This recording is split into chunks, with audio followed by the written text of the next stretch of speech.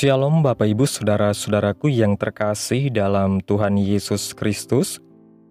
Selamat malam, salam sejahtera bagi kita semua, dimanapun saudara-saudara berada.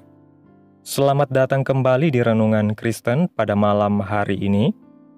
Kiranya kekuatan dan sukacita oleh Roh Kudus melimpah dalam hati dan kehidupan saudara semua. Dan semoga saudara semua dalam keadaan sehat selalu. Pada malam hari ini sebelum kita mendengarkan renungan firman Tuhan, mari terlebih dahulu kita berdoa. Terima kasih Tuhan Yesus yang baik, Engkau Allah yang mulia dan ajaib, Bapa yang kami tinggikan dan kami agungkan. Kami mengucap syukur Tuhan, oleh karena pertolongan-Mu di sepanjang hari, kami boleh dimampukan Tuhan untuk melewati hari ini, melakukan tugas dan tanggung jawab kami, mengerjakan segala aktivitas kami dengan pertolongan Tuhan. Saat ini ya Tuhan, kami hendak mendengarkan firman-Mu. Berilah pengetahuan dan bimbinglah kami, agar apa yang Engkau firmankan dapat bekerja sesuai kehendak-Mu. Bukalah hati dan pikiran kami ya Tuhan, untuk mendengar dan menerima firman-Mu. Kiranya firman-Mu ini dapat kami lakukan di dalam setiap kehidupan kami, dan menjadi berkat bagi hidup kami. Berbicaralah ya Tuhan, kami sudah siap menerima firman-Mu. Di dalam nama Tuhan Yesus Kristus kami berdoa. Amin. Bapak Ibu Saudaraku yang terkasih, ayat renungan kita pada malam hari ini terdapat dalam kitab Filipi pasal 2 ayat 5-7 yang berkata demikian. Hendaklah kamu dalam hidupmu bersama menaruh pikiran dan perasaan yang terdapat juga dalam Kristus Yesus, yang walaupun dalam rupa Allah tidak menganggap kesetaraan dengan Allah itu sebagai milik yang harus dipertahankan, melainkan telah mengosongkan dirinya sendiri dan mengambil rupa seorang hamba dan menjadi sama dengan manusia. Bapak Ibu Saudaraku yang terkasih, tahukah kita bahwa satu-satunya takdir kita adalah binasa kekal? Arah dari segala perbuatan manusia adalah jahat di mata Allah dan menuju kebinasaan yang kekal. Keadaan ini membuat hati Bapa pilu. Tuhan Yesus adalah firman atau logos yang menciptakan langit dan bumi dan adalah sang penguasa yang telah memerintah sejak purbakala. Kepiluan hati Bapa menjadi passionnya dan mendorongnya untuk bertindak. Allah Anak memilih untuk mengosongkan dirinya, meninggalkan kemuliaan surgawi demi kepuasan hati Bapa. Proses ini bukan sekedar adegan drama ilahi. Dalam menjalankan misinya, Yesus memiliki potensi untuk gagal secara manusiawi. Jika Yesus gagal, maka dua hal besar akan terjadi, yaitu manusia akan jatuh ke dalam kebinasaan kekal tanpa pengharapan, dan kemuliaan Yesus yang telah ditanggalkan tidak akan pernah kembali. Ini bukan sekedar gambaran cerita penebusan. Ini adalah realitas kosmis yang sangat serius. Kita tidak boleh menyamakan kebinasaan kekal dengan kesulitan hidup sehari-hari. Jika kita melakukannya, kita merendahkan pertarungan Yesus dalam ketaatannya untuk menyelamatkan kita. Kita harus menyadari, kebinasaan manusia bukan masalah sepele. Itu sebabnya Yesus harus mati. Sebab upah dosa adalah maut. Itu yang dikatakan dalam kitab Roma pasal 6 ayat 23. Dan semua orang telah berbuat dosa.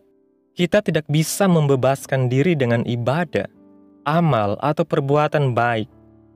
Hanya darah Kristus yang bisa menebus dosa kita. Namun sekarang mari kita balik pertanyaannya. Jika Kristus begitu sungguh-sungguh dalam menyelamatkan kita, mengapa kita begitu santai menjalani kehidupan kita?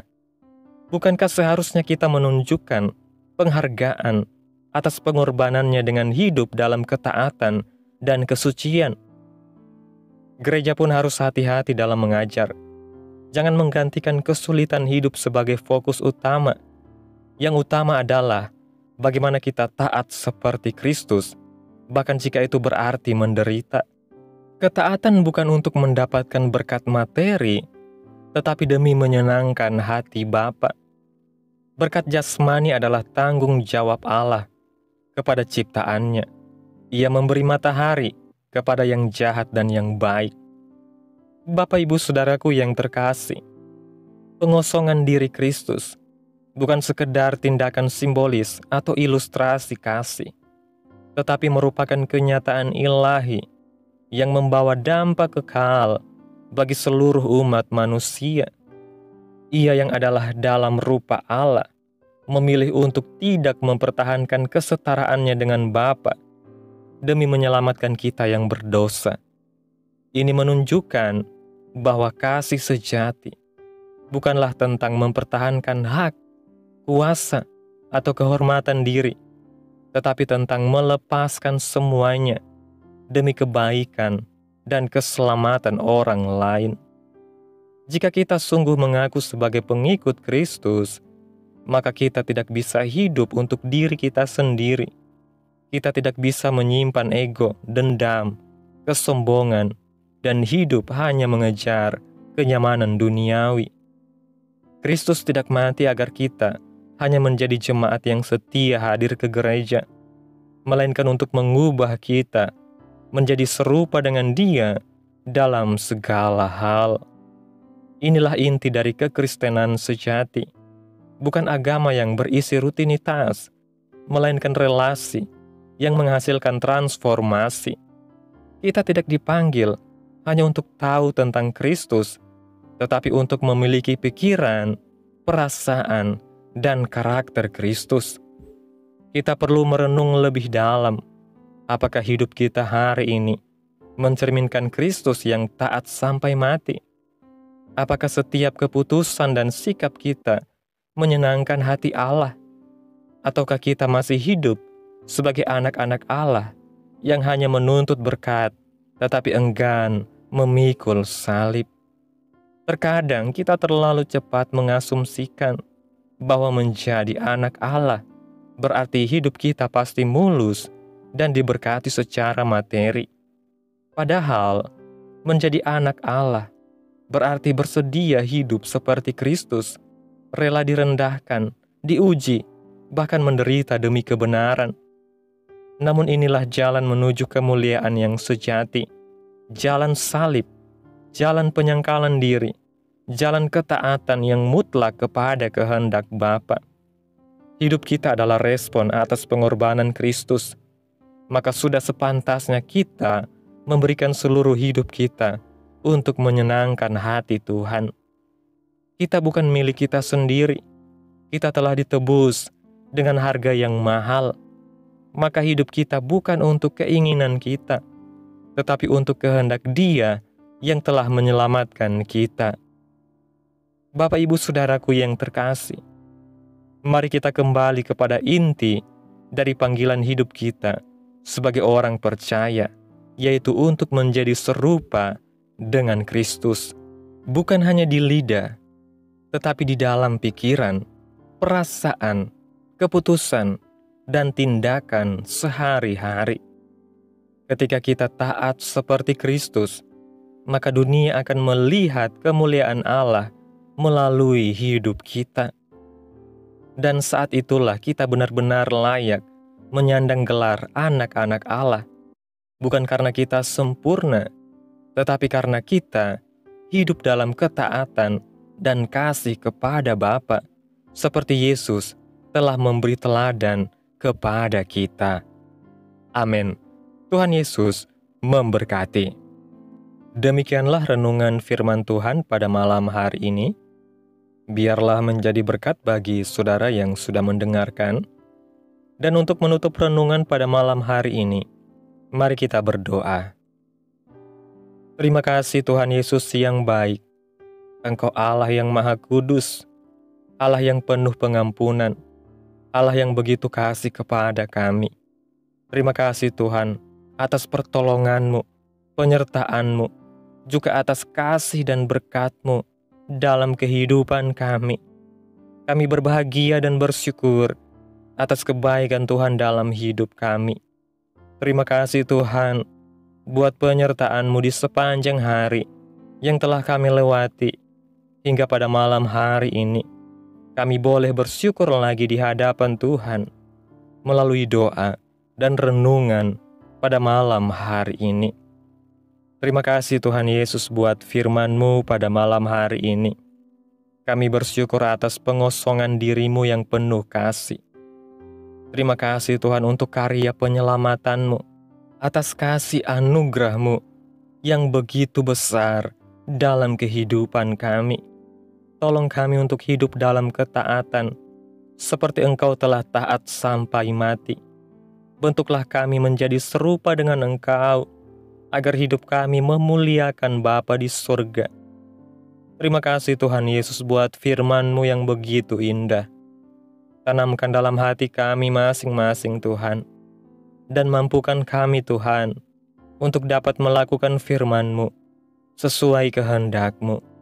Biarlah perkataan-Mu menyegarkan jiwa kami, menghidupkan hati yang lemah dan lesu, dan membangkitkan harapan dan kasih. Berkati umat-Mu yang sudah mendengarkan firman-Mu hari ini. Berkati di setiap saat, tempat, dan kondisi hidup mereka, agar senantiasa selalu merindukan dan membutuhkan firman Tuhan sebagai pelita kebenaran yang memerdekakan dan penghiburan yang menguatkan. Ajarilah kami bahasa firman-Mu, dan bimbinglah kami untuk selalu hidup sesuai kehendak-Mu, agar kami selalu dekat kepada-Mu. Kiranya Engkau terus memberkati kehidupan kami, keluarga kami, sanak saudara kami, daerah tempat tinggal kami, bangsa dan negara kami, pemerintah-pemerintah kami. Biarlah semuanya dalam perlindungan-Mu ya Tuhan, dan jadilah sesuai kehendak-Mu yang terbaik dalam kehidupan kami. Hamba berdoa ya Tuhan, buat umat-umat-Mu yang sudah mendengarkan renungan pada malam hari ini, yang saat ini sedang mengalami sakit penyakit, pergumulan masalah, kebutuhan ekonomi. Kiranya Tuhan menjamah kehidupan umat-umat-Mu, sembuhkan sakit penyakit mereka, pulihkan keadaan umat-umat-Mu, berkati perekonomian mereka, serta berikan jalan keluar dalam setiap pergumulan masalah yang umat-umat-Mu sedang hadapi. Dan ajar kami ya Tuhan, untuk selalu berharap dan percaya sepenuhnya hanya kepada Tuhan Yesus. Pada malam hari ini ya Tuhan, kami akan beristirahat dalam tidur kami. Tutup bungkus kami oleh kuasa-Mu. Hindarkan kami dari segala kecelakaan, mara bahaya, sakit penyakit, orang-orang jahat, kuasa-kuasa kegelapan, iblis, bencana-bencana alam, hal-hal yang tidak kami inginkan. Tuhan singkirkan, Tuhan jauhkan, Tuhan patahkan, hanya di dalam nama Yesus. Kiranya Tuhan sertai dan lindungi kami di sepanjang malam ini, sehingga kami boleh bangun besok pagi dengan tubuh yang sehat, kuat, dan diberkati Tuhan. Terima kasih ya Tuhan. Inilah yang menjadi doa kami. Mari sama-sama kita berdoa. Bapa kami. Bapa kami yang di surga, dikuduskanlah nama-Mu, datanglah kerajaan-Mu, jadilah kehendak-Mu di bumi seperti di surga. Berikanlah kami pada hari ini makanan kami yang secukupnya, dan ampunilah kami akan kesalahan kami, seperti kami juga mengampuni orang yang bersalah kepada kami. Dan janganlah membawa kami ke dalam pencobaan, tetapi lepaskanlah kami daripada yang jahat, karena Engkaulah yang mempunyai kerajaan, dan kuasa, dan kemuliaan, sampai selama-lamanya. Amin. Mari kita terima berkat Tuhan. Tuhan memberkati engkau dan melindungi engkau. Tuhan menyinari engkau dengan wajah-Nya dan memberi engkau kasih karunia. Tuhan menghadapkan wajah-Nya kepadamu dan memberi engkau damai sejahtera.